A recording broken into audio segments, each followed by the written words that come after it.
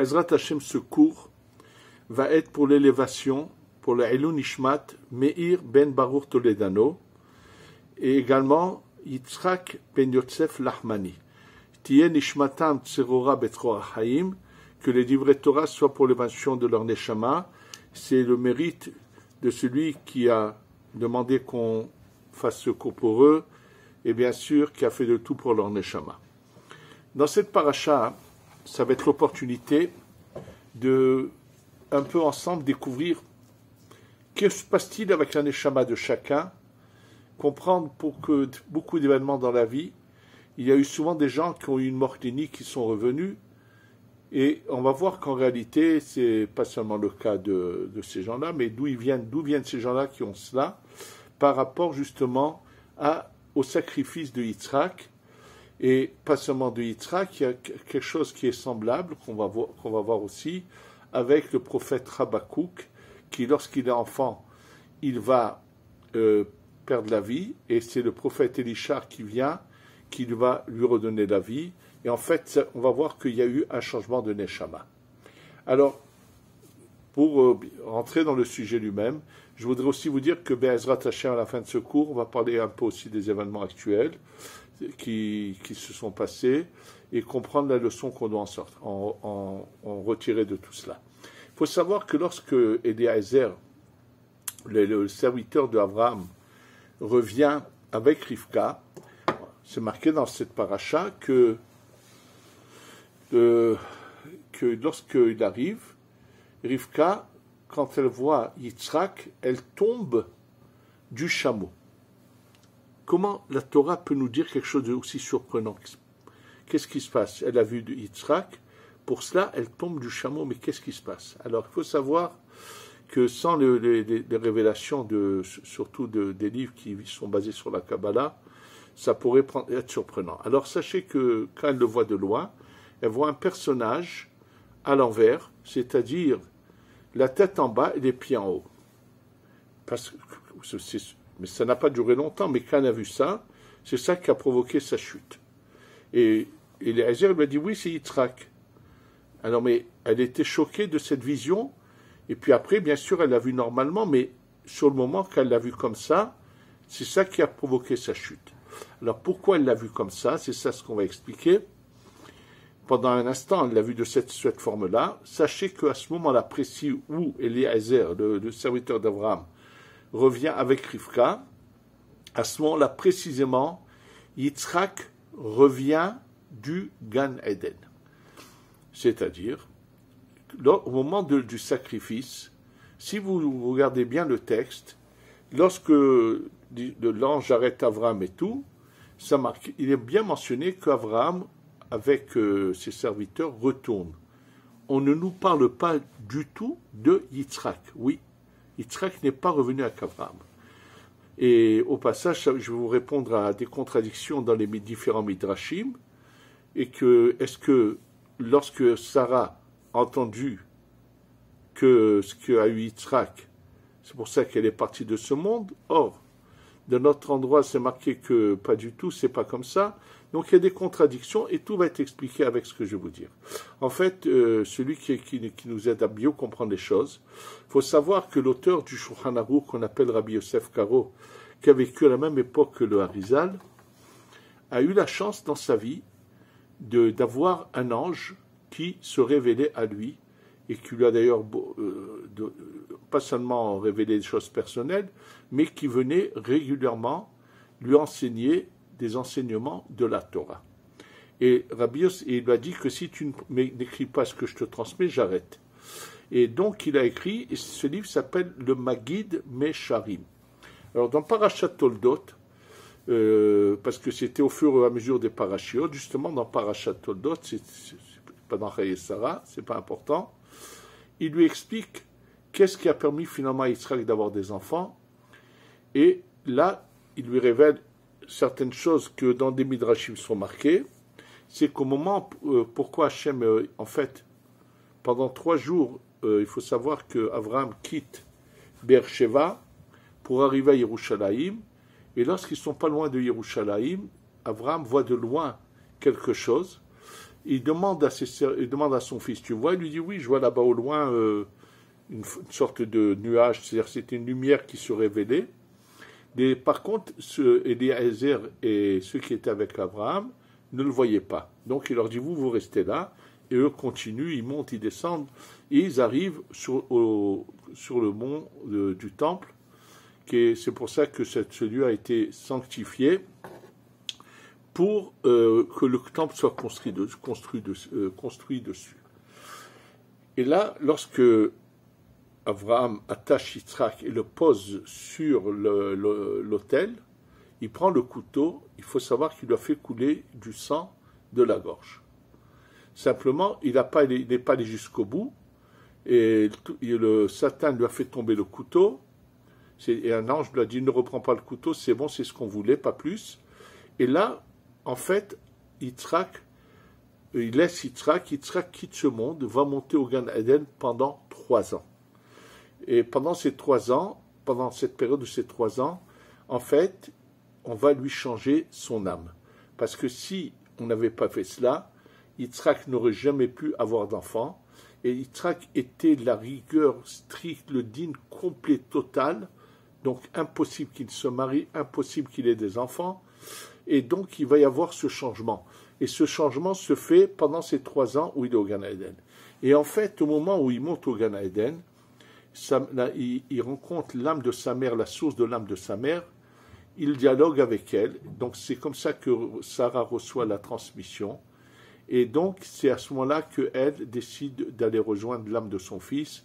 Elle va participer également à l'adoucissement de l'âme de son fils, du changement, pour qu'il soit complètement changé. Alors, c'est quand il revient, c'est la forme des gens qui viennent du Gan Eden, qui viennent d'en haut. Ceux qui peuvent les voient de cette manière-là. Et je peux vous dire qu'il s'est passé un événement il y a pas mal d'années, dans une famille ici à Yerushalayim, quelqu'un qui avait été une fois au Kollel, et ils sont affolés, ils viennent me raconter. En fait, dans cette famille, la grand-mère, la mère de madame, vivait vers la fin de sa vie dans cette maison, et avec ses appareils, elle était malheureusement handicapée. Et puis elle a quitté ce monde. Et juste après le départ qu'elle a quitté ce monde, je ne sais pas combien de jours après son décès, c'était après les 7 jours, ça c'est sûr, subitement, un des enfants, qui était jeune, il avait peut-être 11 ans, c'était le soir, il était au lit, il s'est levé soudainement de son lit, il est sorti de la maison en pyjama, il descend dans la rue, et quand il remonte, il n'arrive plus à parler. Le père m'appelle affolé, et je lui dis, écoute, demain, je viens à la maison voir son fils. Le lendemain, je viens à la maison, et je vois un enfant qui n'arrive pas à parler, mais qui écrit des choses, qu'on lui pose des questions, il écrit des choses, et il me raconte, il leur a dit que, en fait, quand il est descendu, il a vu sa grand-mère avec les pieds en haut, la tête en bas, c'est pour ça qu'il était comme ça. Et donc, en fait, par le fait qu'il avait vu de cette manière-là, et j'ai compris qu'il s'est passé quelque chose, comme si qu'elle était rentrée en lui. Et lorsque j'ai voulu faire quelque chose pour l'obliger à sortir, il m'a écrit de sa part, parce que je posais des questions, elle répondait à travers lui, de ne pas forcer les choses, que le lendemain, elle sortira, tout ira bien. Donc, c'est ce qu'il m'écrivait, et chaque question que j'ai posée, il répondait en son nom, et effectivement, le lendemain, tout est rentré dans l'ordre, comme il se rappelait de plus rien, il était normal, il parlait normalement et tout. Donc, je vous donne juste cette histoire que moi j'ai vue de mes yeux, pour vous dire que quand quelqu'un vient d'en haut, c'est comme ça qu'on le voit. Alors, bien sûr, on va comprendre ce qui s'est passé avec Avraham, avec Yitzhak. Pourquoi donc c'est ces 3 ans qu'il a dû passer au Gan Eden pour qu'on lui a carrément changé son âme. Alors, il n'y a pas que lui qui a eu ça dans la vie. Également, le Harizal nous explique que ça a été le cas également de Habakkuk Hanavi, le prophète Habakkuk. Alors, qui est Habakkuk ? Je vous rappelle que dans le prophète, c'est marqué avec le prophète Élisha, qui passait souvent dans la maison de Shunamite, et lorsqu'il passait là-bas, à chaque fois elle le recevait très bien et tout, et une fois à Rosh Hashanah, il lui a dit, qu'est-ce que tu as demandé? Elle n'a rien voulu demander. Et le serviteur de Élisha lui a dit, Gehazi, lui a dit, mais elle n'a pas d'enfant. Donc le prophète Élisha lui a dit que tu vas avoir At Hobeket Ben, tu vas avoir un enfant en toi. Et donc il a été appelé Habakkuk. Mais on va pour plusieurs raisons. Et voilà que cet enfant, lorsqu'il grandit un jour, il est dans les champs, il dit il a mal à la tête, et on l'emmène à la maison, et quand on l'emmène à la maison, il a quitté, il n'est plus de ce monde. Alors Shulamite tout de suite se dépêche d'aller voir le prophète Élisha, et lui raconte, qu'est-ce que fait Élisha? Il prend sa canne, il la donne à son serviteur Gehazi. Il lui dit, va faire revivre cet enfant, Habakkuk. Malheureusement, on sait que la fin de Gehazi a été terrible, puisque malheureusement, Gehazi a mal tourné et a une attitude, malheureusement, dans plusieurs domaines, qui n'a pas été la bonne, et il a fini avec une lèpre terrible, il a une fin tragique. Et d'ailleurs, dans la Gemara, dans Masechet Sota, Daf Mem Zayin, page 47, dans Masechet Sota, quand la Gemara dit que Élisha n'aurait pas dû repousser totalement Gehazi comme il l'a fait, et elle donne également l'exemple de Rabbi Perahia, qui avait repoussé celui qui, dans sa jeunesse, avait étudié chez lui, et parce qu'il avait très mal agi, et qu'il a cru que son rave ne voulait plus le recevoir, celui qui ensuite a voulu se transformer en divinité, qui a fait naître la chrétienté. Et c'est dans la même page qu'on parle de lui également, pour comparer ce genre de comparaison. En tous les cas, lorsque Gehazi reçoit la canne de son rave, il va, mais en route, il veut faire un test. Et il voit un chien mort, il pose la canne dessus, et le chien se relève et vit. Quand il arrive ensuite chez Habakkuk, bien sûr que la canne n'agit pas, puisqu'il avait retiré cette puissance qu'avait mis Élisha là-dedans. Donc on repart chez Élisha, et là Élisha vient en personne, c'est marqué qu'il se couche sur Habakkuk, il le fait revivre. Alors, le Harizal nous enseigne que tous ceux qui viennent de cette source d'âme qui est de Yitzhak ou de Habakkuk doivent passer dans leur vie une mort clinique et revenir.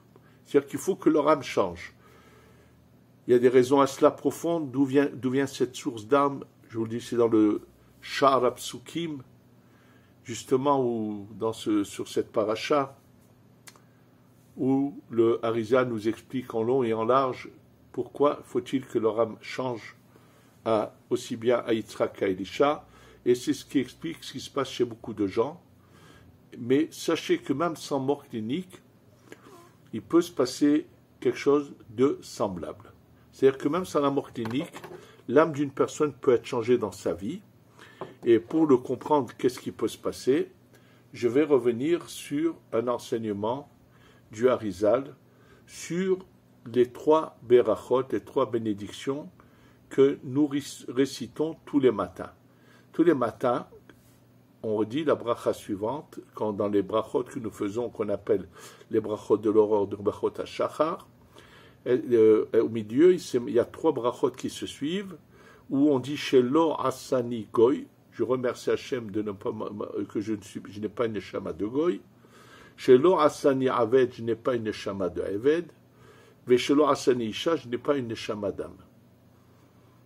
Qu'est-ce que cela veut dire? Alors, il s'agit dans le Pshat, ce qu'on nous explique, c'est que j'ai plus de mitzvot que le Goy.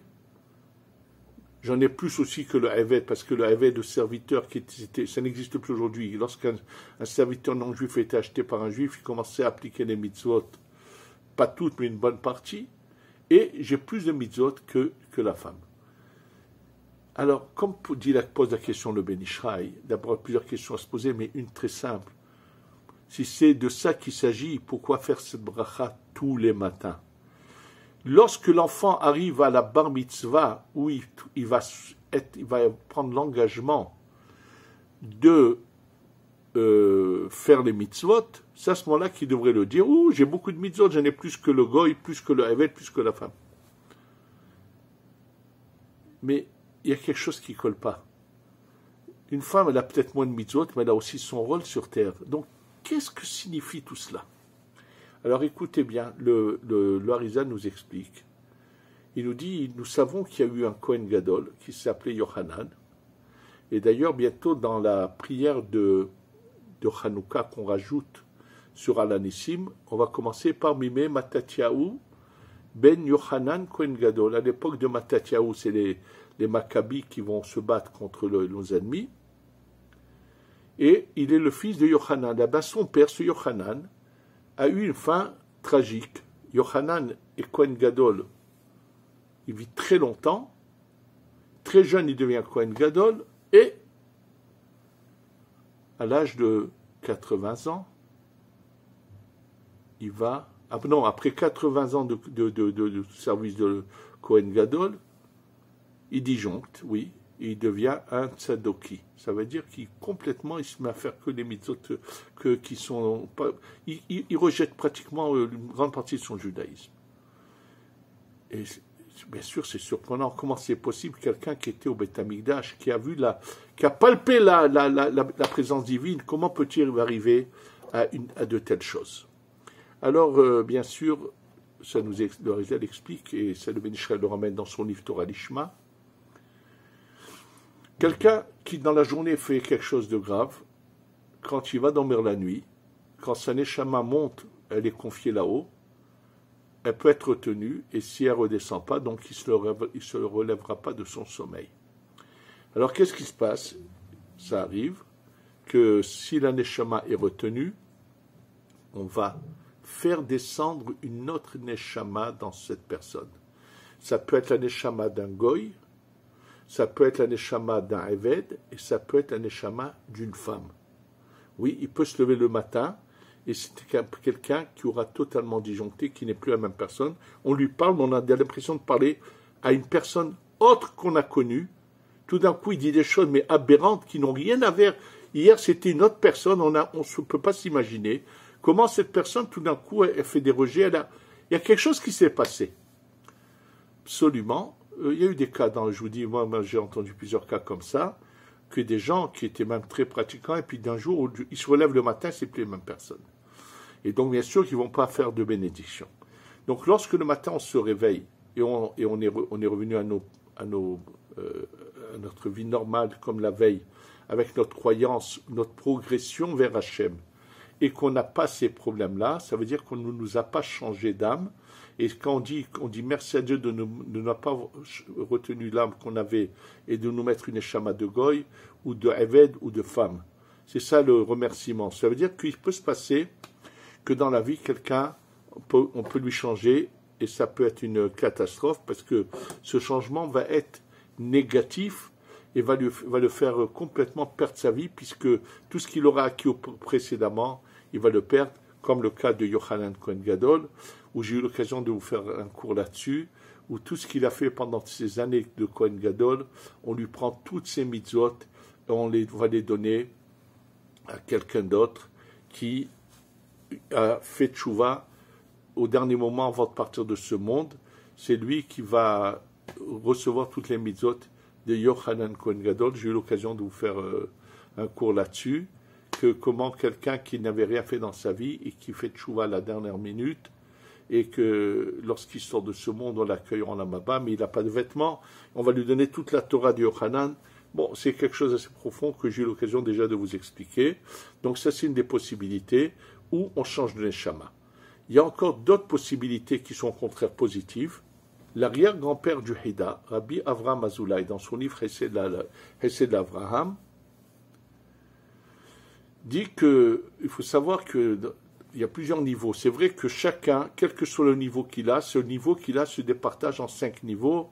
Il y a le nefesh au niveau du foie, qui réside essentiellement dans le foie, le ruach au niveau du cœur, la neshama au niveau de la tête, et au-dessus de la tête, nous avons Haya Yehida. Donc 5 niveaux de neshama, absolument. Mais ces 5 niveaux peuvent être que ces 5 niveaux que d'un nefesh, de nefesh, de nefesh du plus bas niveau. Ou bien ça peut être les 5 niveaux de ruach du nefesh, ou les 5 niveaux de neshama, de neshama. Il y a de quel monde il y a énormément de niveaux.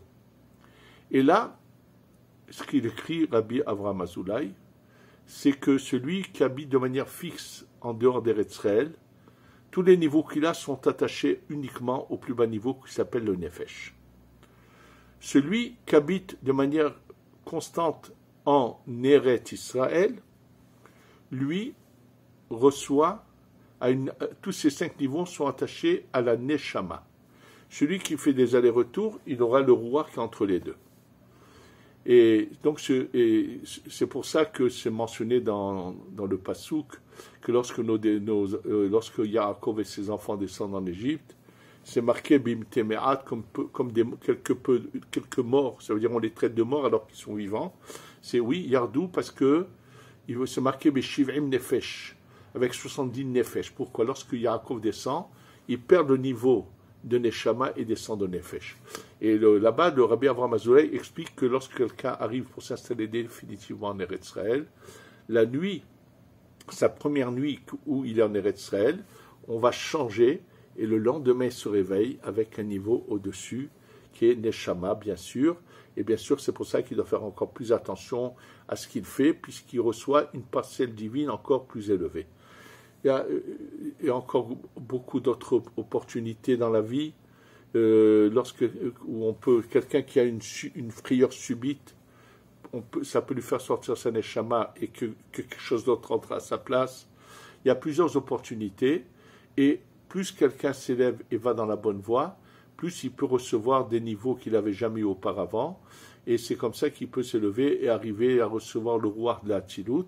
Celui qui reçoit le ruach du monde de la Hatzilut, ici là ce qu'on appelle ruach HaKodesh, il reçoit des transmissions d'en haut, il peut savoir des choses.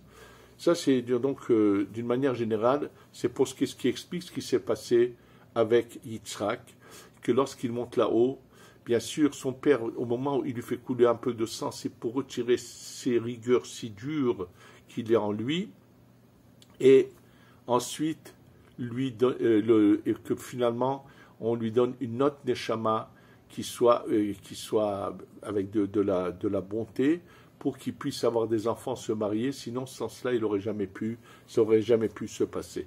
C'est pour ça que celui qui fait des choses terribles, qui sont mauvaises, peut recevoir une mauvaise neshama qui l'empêchera ensuite d'avoir des enfants dans sa vie. Et sont nombreuses les différentes possibilités. Et donc faire attention, faire teshuva avant d'aller dormir, et tous les matins quand on se réveille avec au moins la émouna d'hier et même au plus, on fait ces brachot en pensant merci Hachem de m'avoir redonné cette neshama que tu m'avais donnée au départ et que je peux continuer à te servir. Je voudrais finir ce cours par les derniers événements qui se sont passés. Au moment de la paracha de Noach, qui parle du déluge, il y a eu un déluge en Europe, mais surtout en Espagne, et ça a bien sûr causé un grand nombre de morts, beaucoup de dégâts. Alors, avant de vous expliquer ce qui se passe, je voudrais vous mentionner les paroles du Harizal qui se trouvent au début de son livre qui s'appelle le Shara Kavanot. Le Harizal, quand il explique ce qui s'est passé au moment de la destruction du temple, où il y a eu une sorte de Shoah, une sorte d'hécatombe, où on a tué des gens d'une manière la plus horrible et tout, il pose la question suivante. Ceux qui ont provoqué la destruction du temple, c'est des générations avant, qui ont fait rentrer des idoles dans le temple, qui ont fait des choses terribles. Et ceux qui subissent la mort au moment de la destruction ne sont pas ces personnes-là. Il dit non, tu te trompes. Ces gens-là qui ont très mal agi, sache que Hachem les ramène en Gilgoul, en réincarnation, ils doivent payer ce qu'ils ont fait, et c'est pour ça que c'est eux subissent. Donc il faut savoir qu'il y a beaucoup de choses dans la vie qu'on n'arrive pas à comprendre qui nous arrivent, mais il faut savoir qu'on est tous des Gilgulim, tous des réincarnations, on vient réparer des vies antérieures, et que si on voyait ce qu'on avait pu faire, on pourrait comprendre qu'Hachem il est miséricorde, et qu'il ne nous fait pas payer plein tarif sur nos erreurs de nos vies antérieures.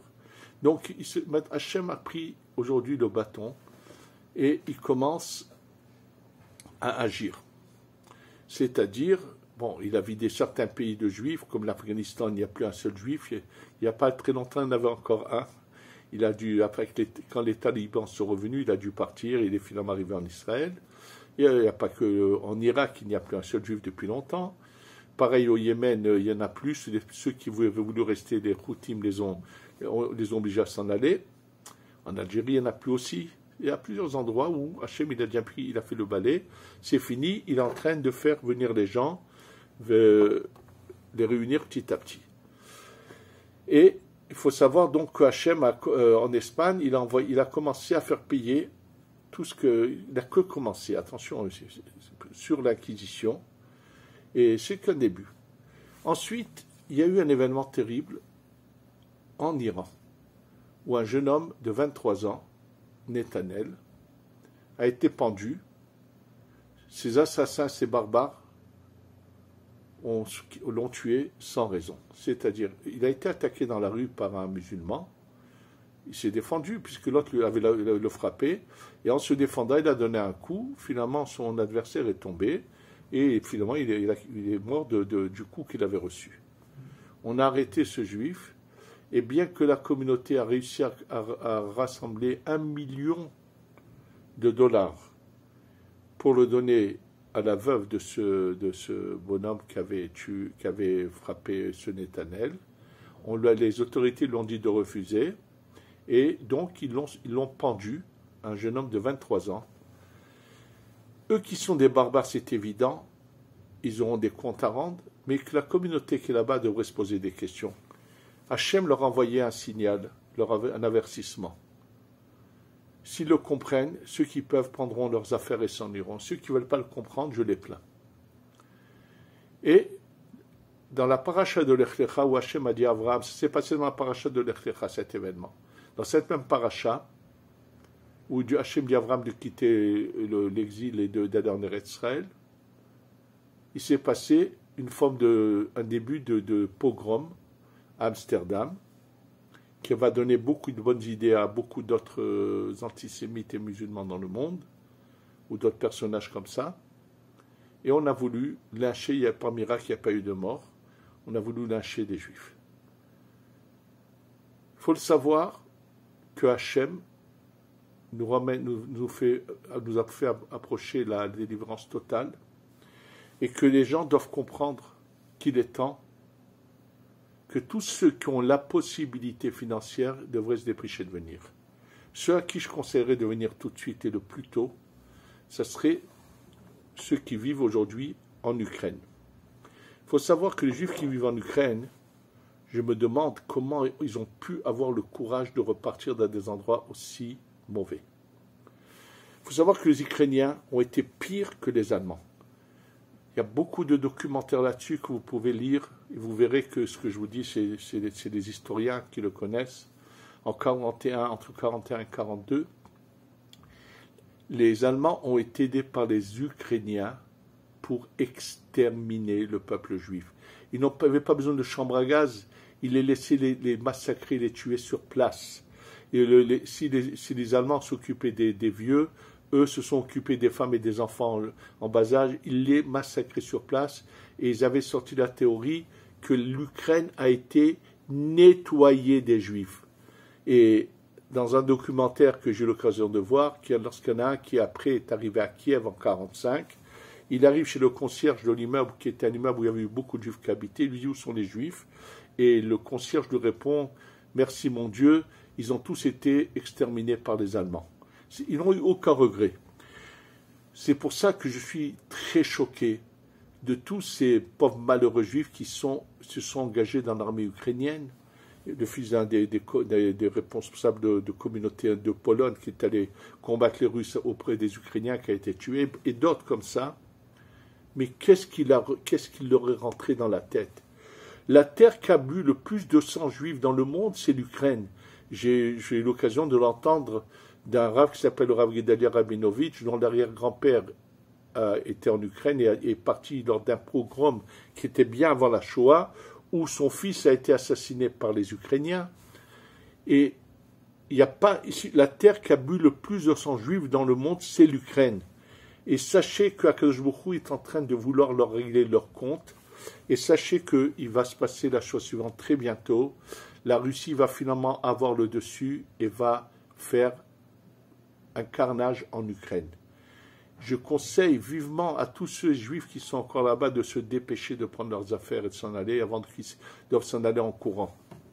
Sachez que avant la Shoah, le frère du rabbi de Stefanetch qui s'appelait Losiatin, et c'est un proche de cette famille-là qui m'a raconté dans les détails les choses, il a un Rosh Hashanah, il a rassemblé toute la communauté, il a fait passer le message, dépêchez-vous de partir avant que vous soyez obligé de partir avec vos chaussettes. C'est une expression en yiddish pour dire que vous partirez sans rien. Et lui, il a donné l'exemple, il est parti, il a eu la chance d'arriver en Palestine, Baruch Hashem, avant la Shoah, il avait vu ce qui allait se passer. Malheureusement, pas tous l'ont écouté, et je vous dis, j'ai eu tous les détails de cela. Je voudrais, à cette occasion, dire la même chose que beaucoup après la Shoah ont dit, mais on n'a pas été prévenu, on ne savait pas. Alors sachez que il est arrivé le moment, on n'est pas loin de la délivrance, que tous ceux qui peuvent doivent prendre leurs bagages et venir. Les événements, vous le prouveront très bientôt, vous le verrez, comment les choses vont commencer à se faire dans le monde, et comprendre que ce que Hachem attend, c'est que ses enfants rentrent à la maison. Si je m'adresse aux Français, je pense que celui qui veut sauver sa descendance devrait tout faire pour les prendre et les emmener ici. Vous n'avez pas idée du nombre de personnes pratiquantes qui crient au secours parce que leurs descendants ont quitté le judaïsme et se marient avec des goïms. Et même dans des milieux orthodoxes, combien d'appels, et récents encore. Je ne peux pas donner de nom, sinon si je vous racontais la fille de quelqu'un qui était dans une communauté orthodoxe en France, monsieur très bien, et on m'a demandé il n'y a pas longtemps de prier parce que sa fille qui avait 36 ans, qui n'était pas mariée, fréquentait aujourd'hui un non-juif dans le Soukael, c'est un arabe, c'est pas important arabe ou pas, c'était de la bêtise, et c'est un cas parmi tant d'autres. Comment peut-on laisser des gens habiter dans des endroits où il y a un risque majeur de les voir s'assimiler, et combien se sont assimilés, oui. C'est pour ça que, de toutes les façons, même sans cela, je vous le rappelle, on a été puni, on a été envoyé en exil, mais Akadosh Baruch Hu a rouvert la porte de la maison, c'est notre papa, il veut que ses enfants rentrent. Face à Hachem, que sans souffrance et sans complications et sans problème, face à Hachem, que vous puissiez tous venir parmi nous. Et c'est là aussi l'occasion de demander à Hachem d'exterminer tous nos ennemis, aussi bien le Hamas que le Hezbollah, que les Iraniens, que tous ceux qui nous veulent du mal dans le monde soient exterminés, que ceux qui ont été enlevés par le Hamas puissent rentrer à la maison plus tôt, et qu'on soit ensemble ici, là, pour recevoir le Beth Amikdash qui va descendre, il est prêt, il doit descendre à tout instant avec le Mashiach, qu'on ait la Goula Shlema Shtavo, Bimera Be'amenu, Amen, Ve Amen.